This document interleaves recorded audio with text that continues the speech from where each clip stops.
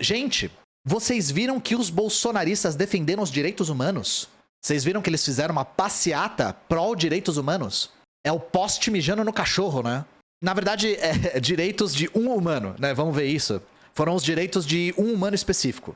Manifestantes fazem ato na Avenida Paulista, em São Paulo, em protesto pela morte do preso de 8 de janeiro na Papuda. Grupo de apoiadores do ex-presidente Jair Bolsonaro se reuniu na frente do MASP. Em defesa do Estado Democrático de Direito, dos direitos humanos e em memória de Clériston Pereira da Cunha. A Terra plana, ela tá capotando em velocidade recorde, né? Ele era humano, definitivamente. Primeiro, manifestação flopada, né? Mas assim, isso aqui é fantástico, gente. Primeiro de tudo, quem que defende os direitos das pessoas que estão encarceradas, historicamente sempre foi a esquerda. E isso é uma coisa que sempre foi criticada pra caramba, porque a direita diz que a gente defende bandido, né? E aí a gente vê, novamente, como eu falei, o poste mijando no cachorro, os caras se manifestando por conta da morte de uma das pessoas que foi presa, por conta do 8 de janeiro, e colocando aqui, com todas as letras, direitos humanos. E vamos ver a frequência aqui, ó. Magno Malta, Ricardo Salles, Nicolas Ferreira e Carla Zambelli. Vocês podem ver que são pessoas que historicamente defendem os direitos humanos, não é?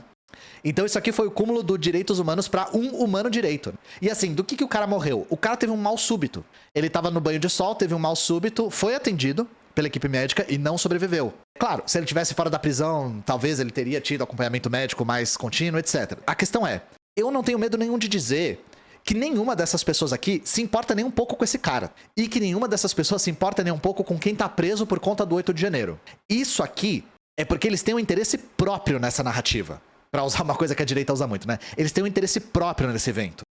Eles não estão nem aí pra segurança, pra saúde e pros direitos básicos das pessoas encarceradas no Brasil.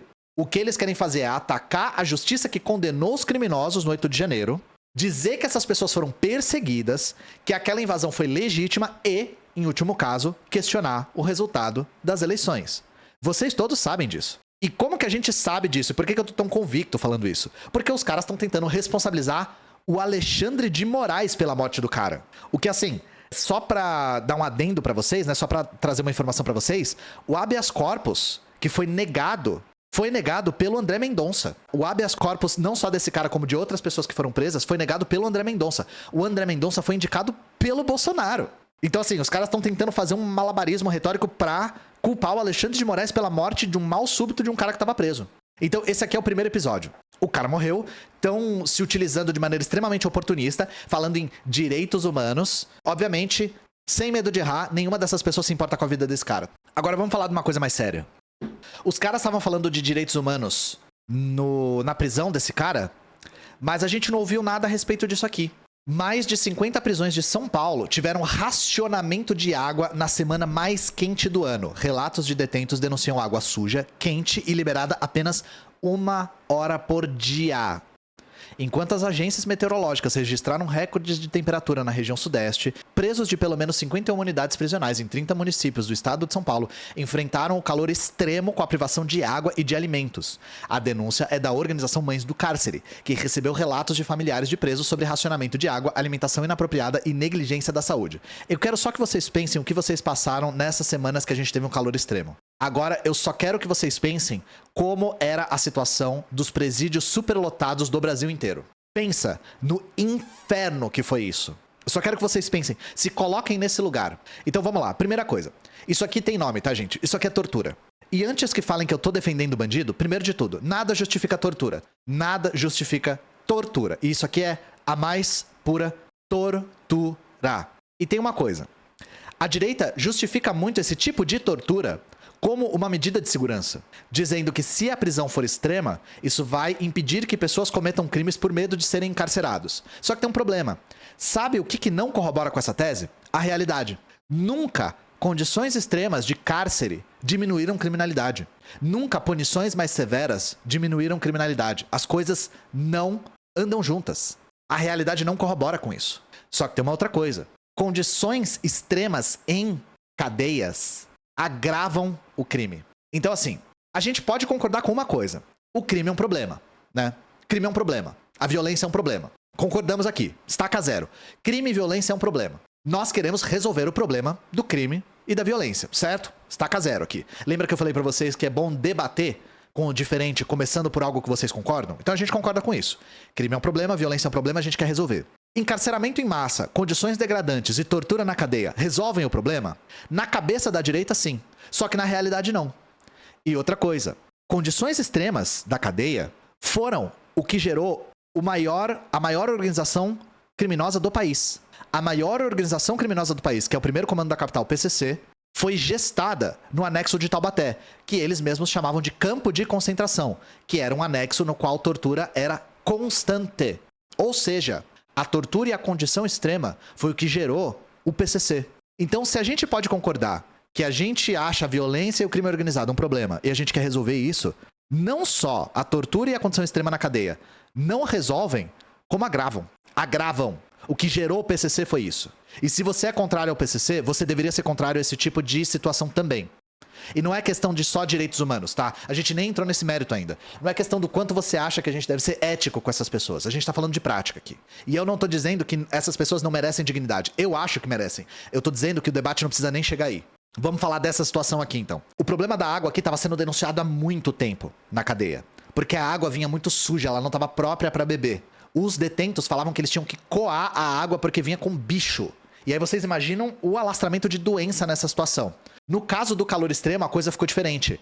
Os caras diziam que a água vinha fervendo dos canos. Eles tinham que pegar garrafas, encher as garrafas com a água e deixar descansando para conseguir encostar nela, de tão quente que ficava. E eles só tinham acesso à água por um período muito curto do dia. Aí, novamente, pensem no que vocês passaram nessa onda de calor e aí imagina a situação dessas pessoas. Outra coisa, esses presídios que foram investigados, principalmente a unidade Potim 2, que é o presídio que é o estudo de caso aqui, né? Tem uma superlotação de 30%. E o presídio tem uma arquitetura que não permite a ventilação. São umas chapas de ferro que ficam, assim, rodeando o presídio, o que deu uma sensação térmica de 40 graus Celsius. O que foi até sorte, porque tinha lugar que, por exemplo, no show da Taylor Swift, dizem que a sensação térmica chegou a 60 graus. Isso aqui foi até sorte. Se tivesse chegado mais, se a onda tivesse batido tão forte aí quanto bateu na capital, ia ter gente que ia ter morrido. Ah, e a respeito dessa coisa de, é só não matar que você não vai preso? Bom, com os presos de 8 de janeiro, a direita tá admitindo que a justiça pode ser injusta, que a justiça foi equivocada, que ela foi enviesada. Se a justiça foi equivocada e enviesada com o 8 de janeiro, ela não pode ter sido equivocada e enviesada em outros fatores? Em outros eventos? Sim, né? Ou você acha que ela só é equivocada e enviesada quando se trata do 8 de janeiro? Claro que a gente sabe que ela é sempre enviesada, mas ela é enviesada contra preto e contra pobre. Ela é classista e ela é racista. Outra coisa, o calor afetou muito a comida. A comida chegava estragada por conta do calor. Chegava com verme, chegava com unha. Desculpa a imagem grotesca, mas é o que tá acontecendo. E gente, só uma coisa. E é uma coisa que é imputada pra gente o tempo todo. A gente não tá defendendo o STF, tá? A gente não tá defendendo o Supremo Tribunal Federal. Tem um vídeo que eu fiz, inclusive com muita ajuda da Duda, né? Porque a Duda tinha feito essa pesquisa já pro canal dela, sobre como o Supremo Tribunal Federal, mesmo sendo a maior parte indicada pelo PT, é conservador. É sempre conservador. A gente falou disso quando o Lula indicou o Zanin. A gente vai falar hoje de novo, tá? Com a indicação do Flávio Dino. A gente tem que criticar, mas criticar pela coisa certa. A gente tem que criticar as instituições burguesas pelo motivo certo. Da mesma maneira que a gente tem que criticar o PT pelos motivos certos. Não existe só preto no branco, não existe só 0 e 1, tá? Então vamos falar a respeito do encarceramento em massa e da maneira como a justiça é enviesada no Brasil. Vamos juntar as duas coisas, tá? A gente tava falando do 8 de janeiro, do cara que morreu, dessas prisões que passaram pela onda de calor e essas pessoas que estavam com placa de direitos humanos não falaram nada a respeito. Então direitos humanos pra um humano direito que morreu. E a gente teve um caso que uniu as duas coisas. Olha que bizarrice. Procuradoria-Geral da República diz que homem solto por Moraes era morador de rua e apanhou de golpistas. Eu sei que a chamada não é nada esclarecedora, mas vamos ler que vocês vão entender o quão estranho é isso aqui. As acusações de que o 8º preso do 8 de janeiro teria colocado fogo em uma viatura policial não foram comprovadas.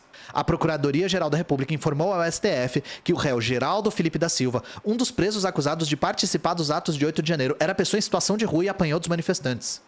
O homem ficou preso durante 10 meses. A informação consta no pedido de absolvição e de liberdade feito pela PGR ao ministro Alexandre de Moraes. Nesta sexta-feira, 24, Moraes mandou soltar Geraldo e determinou a aplicação de uma série de medidas cautelares, como o uso de tornozeleira eletrônica. De acordo com o parecer do subprocurador Carlos Federico Carlos Frederico Santos, ficou demonstrado que não há provas o suficiente para condenar Geraldo da Silva. Abre aspas. Durante a instrução processual, restou demonstrado que o denunciado Geraldo Felipe da Silva não tem nenhum tipo de vínculo com os demais autuados. Fecha aspas. De acordo com o processo, o réu foi preso na esplanada dos ministérios enquanto era agredido pelos integrantes da turba golpista que chamaram de petista infiltrado. A prisão ocorreu após policiais militares terem sido informados por populares que Geraldo seria responsável por colocar fogo em uma viatura da Polícia Legislativa responsável pela segurança do Congresso. Contudo, durante a investigação, testemunhas confirmaram que o acusado não cometeu os crimes pelos quais foi denunciado. Gente, no meio do pega pra capar do 8 de janeiro, uma pessoa em situação de rua apanhou, foi chamada de petista e foi presa, acusada de botar fogo numa viatura sem provas, e ficou 10 meses presa. Ou seja, no meio disso tudo, rolou uma prisão extremamente classista. Olha que loucura que aconteceu aqui. E, novamente, direitos humanos pra quem, cara? A gente não viu manifestação no MASP em nome desse cara. E o cara tá de tornozeleira eletrônica ainda. E aí, vamos lá, vamos dar algumas referências, gente. Que é sempre bom a gente se apoiar nos intelectuais que estudam esse tipo de coisa. Eu queria deixar uma referência aqui pra vocês. Carla Acotirene, pesquisadora, denuncia racismo no sistema de justiça. Intelectual aponta falsos flagrantes e discriminação em audiências. Eu não tô só falando que a justiça é racista e classista, porque eu acho que ela é. Existem pesquisas e pesquisas e pesquisas provando isso. E essa pesquisadora escreveu recentemente e publicou recentemente um livro falando sobre falso flagrante. O que é interessantíssimo, porque a pesquisa dela revela que os policiais não só forjam flagrante porque eles são racistas, o que muitas vezes são, mas eles forjam porque eles são estimulados a fazer esse tipo de coisa. Muitas vezes eles são coagidos, eles são beneficiados por fazer, eles são promovidos e eles ganham bônus salarial por prender mais pessoas. É uma lógica de mercado e vocês sabem que há muito menos questionamentos quando você forja o flagrante de uma pessoa preta, homem e pobre. Quase 70% dos presos no país são pretos, homens e pobres. E jovens, com menos de 29. É policial prendendo pra bater a meta no cartão CIA. Esse é o problema. E aí vocês entendem o que é essa estrutura. Não é só a índole do policial, é uma estrutura que o recompensa por fazer isso. Certo? Então eu só queria finalizar aqui dando uma grande referência. A matéria é muito longa, então eu não vou ler tudo, mas eu queria deixar a referência pra vocês, porque, novamente, eu não tô falando isso porque eu acho que é. Eu tô falando isso porque existe pesquisa atrás de pesquisa provando que é. E provando como. Isso porque a gente nem começou a falar da privatização dos presídios. Beleza?